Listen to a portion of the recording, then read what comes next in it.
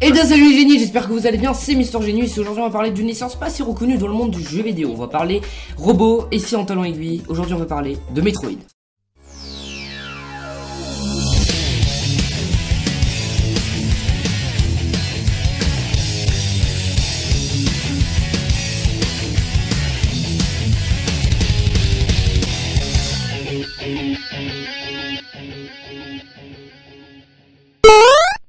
Alors Metroid c'est une série de jeux vidéo éditée par une société pas trop connue qui s'appelle Nintendo, et le premier volet est sorti en 1986 et il s'appelle Metroid. Dans le jeu vous avez comme objectif principal de faire évoluer la belle armure Iron Man version femme et moins classe de Samus Aran, je sais pas comment on dit, Aran, on va dire Aran parce qu'on est de la France, Aran, dans des mondes titanesques et labyrinthiques ravagés par les fameux Metroid, des sortes d'extraterrestres qui sirotent l'énergie de n'importe quel être vivant. Elle a ce qu'on appelle un costume de puissance, avec quelques gadgets comme un lance-missile ou un rayon de glace. Mais pourquoi s'arrêter en si bon chemin, Pourquoi ne pas, je sais pas moi, faire une armure qui permettrait de résister à des températures frôlant l'extrême, ou même un costume anti-gravité? Ah ben ils l'ont fait.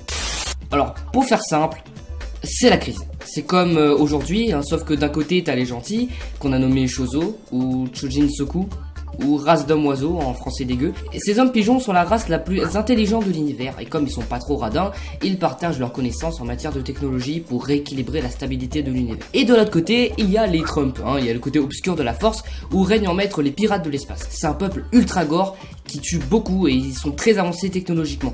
Ils sont suréquipés et arrivent à peu près à récupérer doucement les petits secrets des Chozo. Mais là, c'est le trou noir absolu pour les Chozo. Ils disparaissent mystérieusement de la galaxie, on les voit plus. Personne n'arrive à expliquer pourquoi.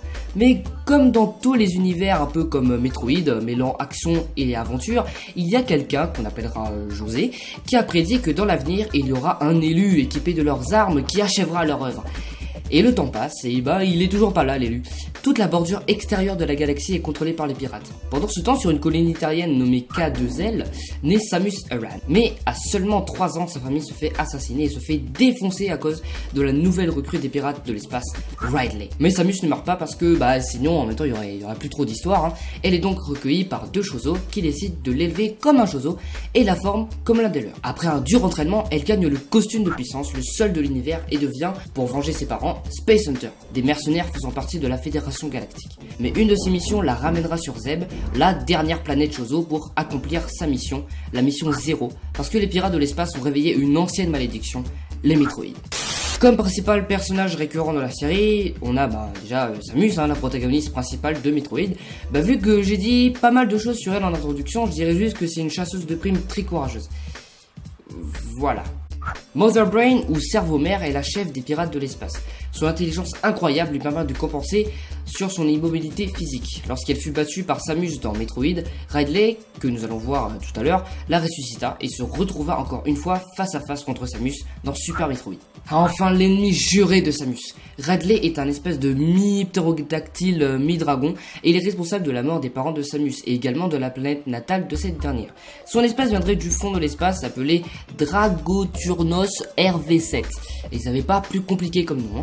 À chaque fois qu'il s'est battu contre Samus, il revient encore plus fort, mais le Ridley d'origine sera battu dans Metroid Prime 3 Corruption. Et on finit par Dark Samus. En fait, Dark Samus, c'est Samus, mais avec les aptitudes amplifiées.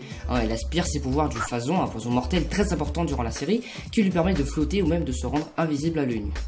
La série se compose de 10 jeux se nommant dans l'ordre respectif de leur apparition dans le temps. On a d'abord Metroid Zero Mission, Metroid Prime Hunters, Metroid Prime 2, Metroid Prime 3 Corruption, Metroid Prime Federation Force, Metroid 2 Return of Samus, Super Metroid, Metroid Other M et Metroid Fusion. Alors à part les jeux, il devait y avoir un film Metroid en 2006, mais le projet a été abandonné.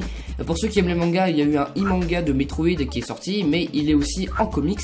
Et en 2015, il y a eu un fan film du nom de Metroid, The Sky Calls. Et maintenant, on finit par quelques anecdotes croustillantes sur Metroid. Numéro 1. La série de Metroid est tirée principalement de la série Alien. On peut voir par exemple que Ridley, l'ennemi juré de Samus, est inspiré du nom de réalisateur de la série Alien, Ridley Scott. Pour ceux qui ont déjà vu les films Alien, il se finit généralement par Ripley qui se met en sous-vêtements pour s'endormir dans une chambre de stase. Et pour Metroid, si vous finissez les 2 premiers épisodes de la série très rapidement, vous pouvez voir Samus en sous-vêtements.